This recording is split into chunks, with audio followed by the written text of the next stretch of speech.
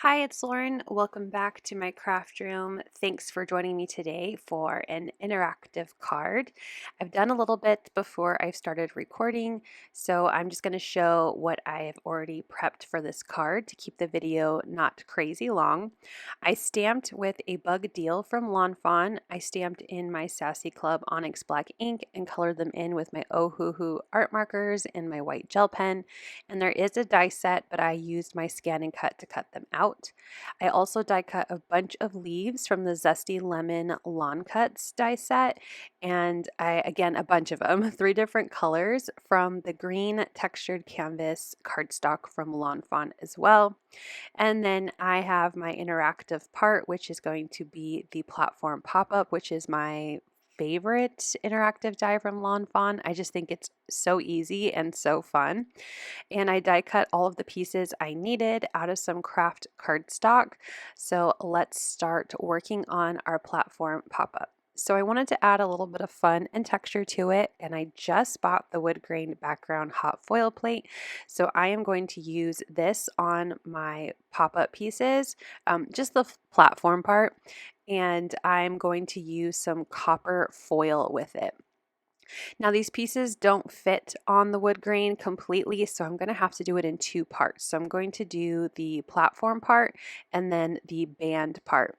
And all of the visible parts are all on the same side of the paper, so you can foil all on the same side. I was worried when I was trying to plan it out in my head that I was going to be foiling on the wrong side, but when I glue it all together, I was correct. Everything visible will have the wood grain impression from the hot foil plate. I have my little Spellbinders trimming tool here. I do love all the people using the rolling trimmers like for fabric, so I might have to splurge and get one of those to use instead of the little blade. But for now, this is what I have on hand, and you can get it from Spellbinders, and I believe like scrapbook.com and Simon Says Stamp and all the other kind of online stores, I believe they also sell it. But anyway, this is what I have. And I'm trimming my copper foil to fit along the band part of the die and then a piece of foil that fits the platform part. And I do 2 of each because you need 2 pieces of these platform pop-ups to create the full card. So now I'm just going to place my foil. That way I don't need to worry about it when I'm heating up my wood grain plate right now. My Spellbinders Glimmer hot foil machine is on, and because it's a big old cover plate, I'm gonna let it warm up the plate as well as my whole system at the same time.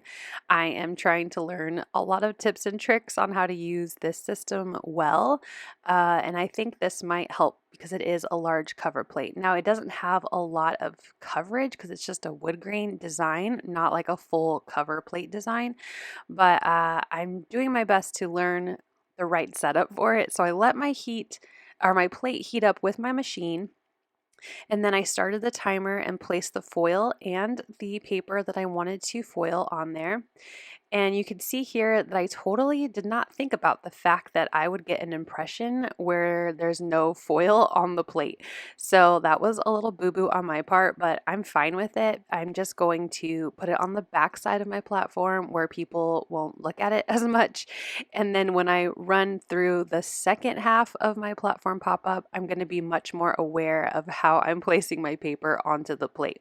So here you can see I have that wood grain foiled on there, and you can see the impression from the last time, but I'm not really concerned about it.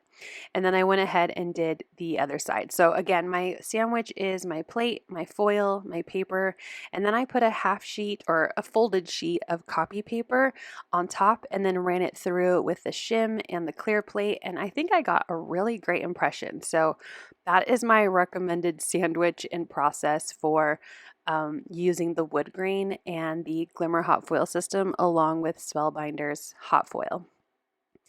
So now I'm going to piece together my platform. I'm going to leave it in. Normally I kind of fast forward through this because I think Fawn has a really great video on it, but I think I've become a pro at putting these together, so I don't actually need help anymore, because when I was first using this platform, if I took too long of a break in using it, I needed to pull up the Fawn video to remember how to assemble it. So I had seen someone, I believe it was Marie Simon, who kind of does like a stair stepping way of assembling it. So I'm going to talk through this one. I'm scoring or folding on all the score lines of my platform, and it's actually a little hard in some spots because of the wood grain impression. It wants to kind of fold along the impressions from that foil plate, but it's not too bad. So I folded in all the score lines. Then I'm going to take my little T-piece, and it doesn't really matter which side you put the adhesive on because it's going to get covered with your decorations on the platform pop-up. But you slide the T through and make sure that your adhesive is on the bottom, and you're going to fold over the piece and adhere down right where that section of the T sticks to the inside of the oh my gosh, the platform pop-up, too many P's. And then you put adhesive on the part that attaches the platform closed, and you just kind of fold it and stair step it up to adhere to the next part of the inside. I don't know if that made sense. If it didn't, please let me know in the comments. I can do another video where I'm not going 2 times the speed. I like to keep my videos quick, so I don't take up too much of your time, and my videos aren't, 40 minutes long. But if you'd like a more detailed video from me, please just let me know in the comments. I definitely can do a slow down just how to do the platform pop-up die. But like I said, Fawn has an amazing video as always when they release new dies, so check that out. So now I glued in the center T part, making sure to trim off that tab because it's not needed for the center of the platform pop-up. And I'm adding adhesive so that way I can glue my 2 pieces together. So you need adhesive in that center part and adhesive on the flaps. This little flap actually got kind of cut in half from the pressure of my wood grain plate, but it's not a big deal because it's going to be hidden and I'm using adhesive anyway. So I just applied some of that 1/4 inch adhesive. I'm lining up the edges and then gluing those together. I already peeled off the release paper for the center, so I'm lining those 2 pieces together, making sure the corners are aligned, and then adding 1 more piece of adhesive to my last flap to completely close up my platform pop-up box. So now that that's done, we can get to decorating, which is the best part in my opinion. So I have 3 little hills. I die cut them also out of brown. Thinking back, I probably should have done green, but that's okay. The look I'm going for is supposed to be like a tree with different critters in there, but it could also be just leaves and branches that have fallen on the ground. Overall, it's cute. Whether it looks like a tree to you or not, I think it turned out really cute. So I'm just taking my different leaf die cuts. I thought about adding some ink to them, but I thought I would just keep this platform pop-up. I was going to say more on the simple side, but I know sometimes interactive cards are not simple. But I wanted this to be a card that anyone can reproduce. So you can definitely add ink to all these leaves to give them more dimension. I just went ahead and glued them on as is. I like the texturedness of the cardstock. I think that adds plenty. And I'm just layering the leaves onto each of these hills. So I applied a bunch of wet glue and now I'm gluing the leaves down. And then if I'm going to overlap, I just add a little more glue. And for the other 2 little hills I have here that I'm attaching my leaves to, I also tucked in the branches that I stamped and colored and cut out. Now, as I was gluing these 3 hills onto my platform, I didn't realize that my camera just completely died on me, and I don't have any footage of me adding in my cute little images. So you'll see here, I'm just going to fade into the next part of my video.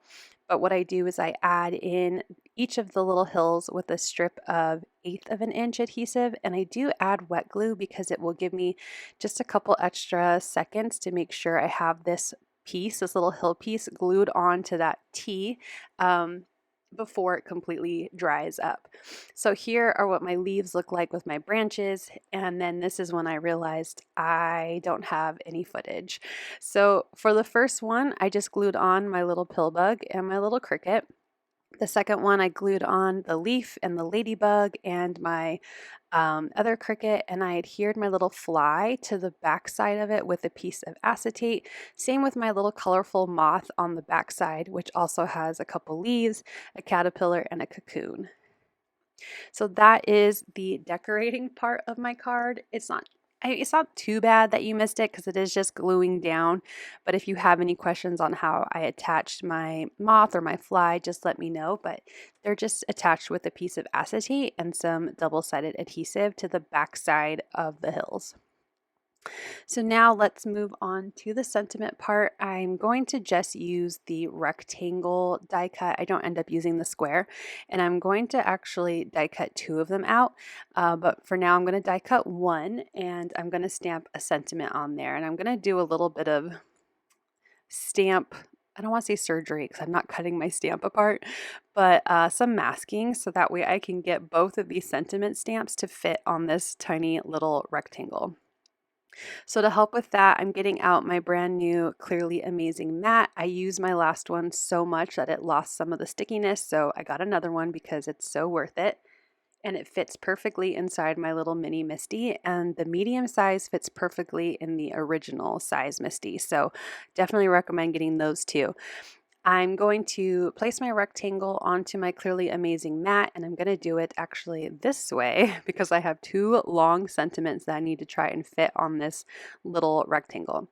So I'm going to stamp first the birthday on the bottom from the happy birthday stamp, and then this is really from the this is a really bug deal on the top. And I'm going to just use some Post-its that I have next to me on my desk to block out the happy and the bug deal so I can add in some brown ink. This is VersaFine in Pinecone. And then I stamped that part of the sentiment.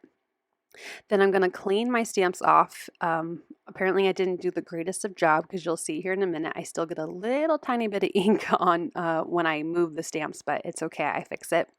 So now I'm going to reposition my stamps so the happy and the bug deal stamp now onto my rectangle. And I love that I can use the Misty because it has the grid and I can make sure everything is as straight as possible. And I actually did a fairly good job at centering it. I was very proud of myself for this stamping.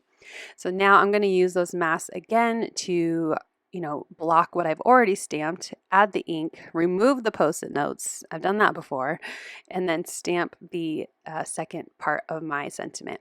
So I did get a little bit of very faint ink. So I'm going to grab my sand eraser before that ink dries, and I got it off really quick. And you can't even tell that there was a little bit of ink on the parts I didn't want. So that will be my sentiment that's going to go on the front of the card. And the way that I did glue my box together was that the back part of my card was the one that had the extra impression of Woodgrain. So that, if someone sets this on their mantle or whatever, you're not going to see that extra impression of the Woodgrain. You're just going to see this half of it that turned out really nice. And then I die cut that second rectangle and I'm just going to glue it on the back. So that way I can sign it if when I give this to someone. I wanted to create a birthday card that could be used for anybody.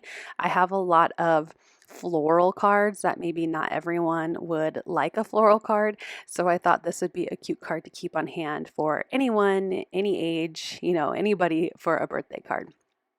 So here is my cute little platform. I think it turned out really adorable, and you could definitely step it up, like I said, by adding more ink, adding more critters, but I think it turned out really cute. I love the wood grain detail on the platform pop-up and that little extra shine without it being too glittery. Thank you so much for watching. I hope you'll click like, and if you're new here, I hope you'll subscribe and come back. As always, you can find everything I use down below in the description box. Thank you and have a wonderful day. Bye!